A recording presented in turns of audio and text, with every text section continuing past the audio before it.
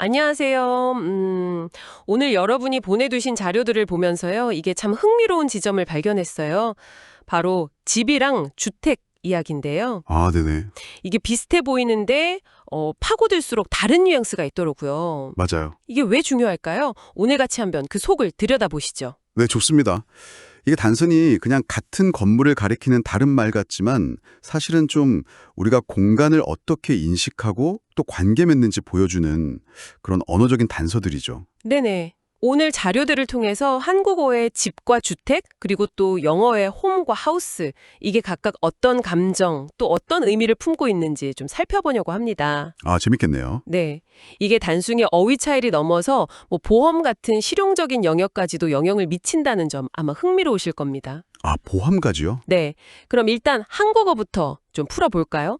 자료에 보면 집은 순 우리말이고 주택은 한자어라고 나오더라고요. 네, 맞습니다. 그래서 그런지 우리 집에 가고 싶다 이거는 뭐 너무 자연스러운데 그렇죠. 그 우리 주택에 가고 싶다 이렇게 말하면 뭔가 좀 로봇 같고 딱딱하게 들리는 이유가 있었네요. 정확합니다.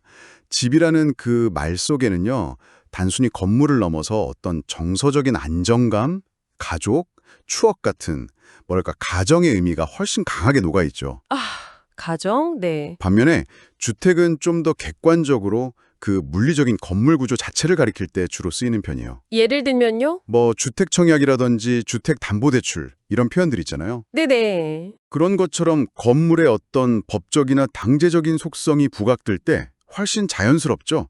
이게 단순히 단어 성택의 문제를 넘어서는 거예요. 아, 그렇군요. 네, 우리가 공간에 부여하는 그 의미와 가치가 언어에 어떻게 반영되는지 보여주는 아주 흥미로운 사례라고 할 수 있습니다. 듣고 보니까 영어도 비슷하다고 자료에 나오던데요. 그 홈이랑 하우스도 유사하게 구분된다고 되어 있거든요. 네, 맞아요. 이게 한국어의 집, 주택 개념하고 완전히 같은 맥락일까요? 아니면 영어만의 또 독특한 뉘앙스가 더 있는 걸까요? 아, 아주 좋은 질문이신데요. 기본적인 결은 비슷하다고 볼 수 있습니다. 근데 어원까지 한번 살펴보면 더 재밌어요. 어원이요? 네.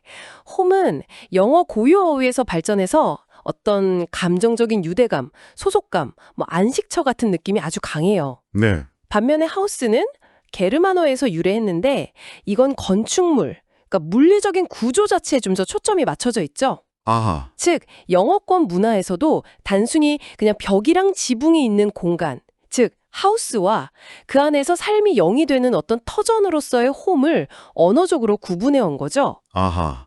그래서 그런 거군요. 왜 사람이 살지 않는 빈 건물을 가리킬 때 vacant house라고는 해도 vacant home이라는 말은 거의 못 들어본 것 같아요. 네, 그렇죠. 사람이 떠나면 그 감정적인 연결고리, 그러니까 홈의 의미가 좀 사라지니까 그런 건가 보네요. 맞습니다. 바로 그런 맥락이죠.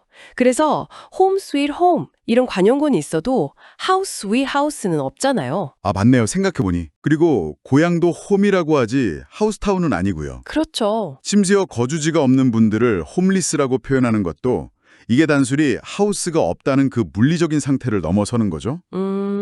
더 깊은 의미가 있다? 근데 정서적인 안식처 그리고 어떤 사회적인 소속감을 잃었다는 의미까지 내포하는 겁니다. 저는 이 언어적인 차이가 보험 용어에 그대로 적용된 사례가 특히 좀 인상 깊었어요. 아, 네. 보험이요? 미국에서는 주택보험을 홈 오너즈 인슈런스라고 부른다고 자료에 나와 있는데 솔직히 처음 들었을 때는 그냥 집주인 보험인가 보다 했거든요. 네, 보통 그렇게 생각하기 쉽죠. 근데 이게 건물 자체뿐 아니라 그 이상의 의미가 담겨 있다고 하니까 왜 굳이 하우스가 아니라 홈을 썼는지 궁금해지더라고요. 바로 그 지점입니다.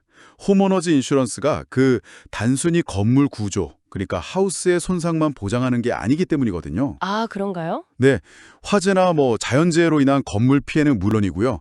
도난으로 인한 개인 재산 손실이라든지 네. 또 방문객이 집안에서 다쳤을 때의 법적인 책임, 심지어는 집에서 키우는 개가 다른 사람을 물었을 때의 배상 책임 같은 것까지 포함하기도 해요. 와, 생각보다 범위가 굉장히 넓네요. 그렇죠. 즉, 건물이라는 그 물리적인 공간을 넘어서 그 안에서 벌어지는 삶의 다양한 위험과 책임을 다 아우르는 개념인 거죠. 아, 삶의 위험까지? 네. 그래서 하우스보다는 훨씬 포괄적이고 또 정서적인 유대까지 내포하는 홈이라는 단어를 쓰는 것이 이 보험의 성격을 더 정확하게 반영한다고 볼 수 있는 겁니다. 와, 정말 그렇네요. 집과 주택, 그리고 홈과 하우스는 그냥 단순히 번역 가능한 동의어가 아니라 와, 그 언어를 사용하는 사람들의 어떤 문화나 가치관이 녹아있는 단어들이었군요. 네, 맞습니다. 오늘 이야기를 나누면서 단어 하나하나를 좀 더 깊이 생각해 보게 되는 것 같습니다. 그렇죠. 이런 미묘한 차이를 아는 것이 그냥 정확한 소통을 돕는 것을 넘어서요. 우리가 매일 살아가는 그 공간의 의미를 새롭게 조명하게 해주죠. 네. 물리적인 공간을 넘어서는 어떤 정서적 유대감과 소속감의 중요성.